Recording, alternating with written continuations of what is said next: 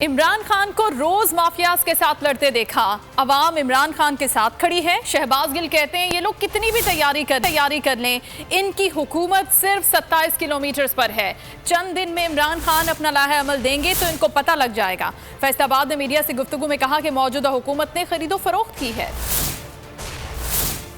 खान को हर रोज इस माफिया के साथ लड़ते देखा। मैंने जमीर बिकते देखे। क्या इनके जमीर की कीमतें इन्हें ऑफर नहीं की गई? इनडायरेक्टली डायरेक्टली इन लोगों ने चूज किया कि मुश्किल वक्त में कप्तान के साथ खड़े होंगे।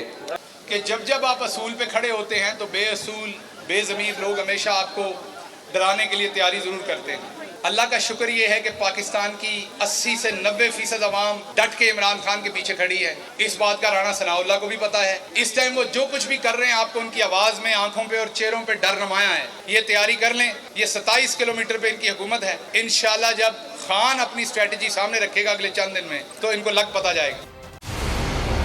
मंजिल, रास्ता, जज्बा, भयानक सच्चाई से हटाए पर्दे और तोड़ डाली झूठ की बेड़ियां। सलाखों से डरना कैसा जब चट्टानों ने पाला हो। इमरान खान बोल के साथ जुम्मे से इतवार रात 10 बजे सिर्फ बोल न्यूज पर।